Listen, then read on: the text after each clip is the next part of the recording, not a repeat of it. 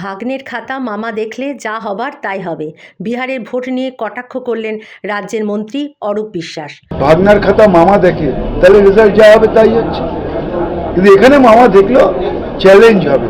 এক তো মানুষ চ্যালেঞ্জ করবে, দুই আমরা দলগতভাবে নির্বাচন কমিশনকে চ্যালেঞ্জ করব, তিন আমরা আদালতে গিয়ে দ্বারস্থ হব এবং বুঝিয়ে দেবো যে এখানে ভাগ্নার খাতা মামা দেখলেও কিছু হবে। এসআইয়ের পর এসআইয়ের থাকলেও যা হতো, না থাকলেও তা হতো। 250+ প্রথম দিন থেকে আমরা বলেছি, আজকেও বলছি। আমাদের এখন একটাই টার্গেট, 2026-এ বিজেপিকে 26-এর নিচে রাখা। This is the 1 point target of our party. আমাদের দল, আমরা তো সংগঠিত দল, আমরা একটা পরিবার, তৃণমূল কংগ্রেস একটা পরিবার। এখানে আমরা সবাই একসঙ্গে কাজ করি। মমতা ব্যানার্জি আমাদের নেত্রী, অভিষেক বন্দ্যোপাধ্যায় আমাদের সেনাপতি। পরপর 3টে নির্বাচন দেখুন, 16-0, 16-0, 16-0 আর 26-ও 16-0। বাংলার ভোট রক্ষা শিবির পরিদর্শনে কাটোয়া স্টেশন বাজার তৃণমূল কংগ্রেস কার্যালয়ে উপস্থিত ছিলেন রাজ্যের মন্ত্রী অরূপ বিশ্বাস। কাটোয়ার বিধায়ক তথা দলের জেলা সভাপতি রবীন্দ্রনাথ চ্যাটার্জি সহ দলের অন্যান্য নেতৃত্ব ও কর্মীবৃন্দ। 26-এর নির্বাচনে বিজেপিকে 26-এর বেশি আসন পেতে দেব না, পূর্ব বর্ধমানে অরূপ বিশ্বাসের কড়া হুঁশিয়ারি। আসন্ন 2026-এর বিধানসভা নির্বাচনকে ঘিরে পূর্ব বর্ধমানে রাজনৈতিক উত্তাপ বাড়ছে। শুক্রবার কাটোয়ার তৃণমূল কংগ্রেস কার্যালয়ে সাংবাদিকদের মুখোমুখি হয়ে নির্বাচনী রণকৌশল, এসআইআর বিতর্ক এবং বিজেপিকে কটাক্ষ করে ধারালো মন্তব্য করেন রাজ্যের মন্ত্রী অরূপ বিশ্বাস।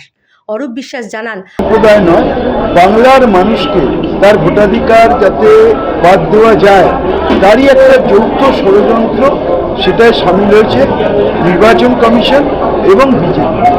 তাদের মূল লক্ষ্য হচ্ছে যে কোনো কারণে বাংলায় ক্ষমতায় আসবে। উন্নয়নের নিরিখে তারা পারবে না। তারা অনেক রকম চেষ্টা করেছে গত দুটো নির্বাচনে, সেখানে গোল্লা পেয়েছে। এবার তারা চেষ্টা করছে যে সবাইকে দিয়ে যখন হলো না, তখন নির্বাচন কমিশনকে সঙ্গে রেখে যদি কিছু করা যায়। যেভাবে ওরা হরিয়ানাতে করেছে, মহারাষ্ট্রে করেছে, বিহারে করেছে, দিল্লিতে করেছে, কিন্তু ওরা মূর্খের সঙ্গে বাস করছে। ওরা জানে না এটা মমতা বন্দ্যোপাধ্যায়ের বাংলা, এখানে কিছু হবে না। গতবার যা সিট পেয়েছিল তার থেকেও কমবে এবং তৃণমূল 250-এর বেশি আসন পাবে। আমি শুধু এই একটাই কথা বলবো, গাড্ডা বিজেপি এবং নির্বাচন কমিশন খুঁড়েছে, সেই গাড্ডায় ওদের পড়তে হবে। আমাদের স্পষ্ট লক্ষ্য, 2026-এর নির্বাচনে বিজেপিকে 26-এর বেশি আসন পেতে দেব না। এই উদ্দেশ্য নিয়ে তৃণমূল কংগ্রেস রাজনৈতিক ময়দানে লড়াই চালাচ্ছে।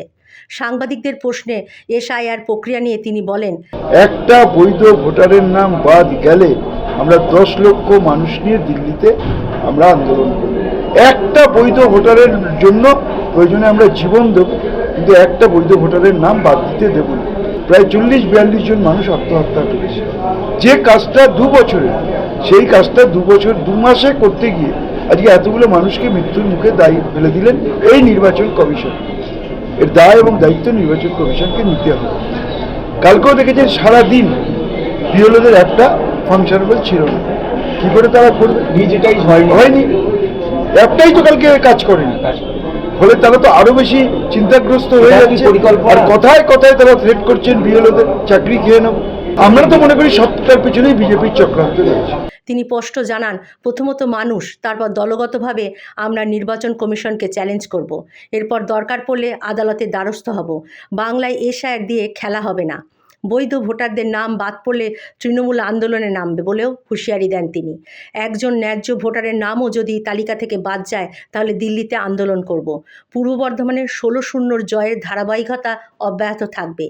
গত 3টি নির্বাচনে পূর্ব বর্ধমানে তৃণমূলের 16-0 জয়ের প্রসঙ্গে তিনি আত্মবিশ্বাসী মন্তব্য করেন। আগামী 2026-এর নির্বাচনেও তৃণমূল 16-0তেই জয়লাভ করবে। মানুষ আমাদের সঙ্গেই আছে এবং থাকবে। Bureau report, public news, Katwa.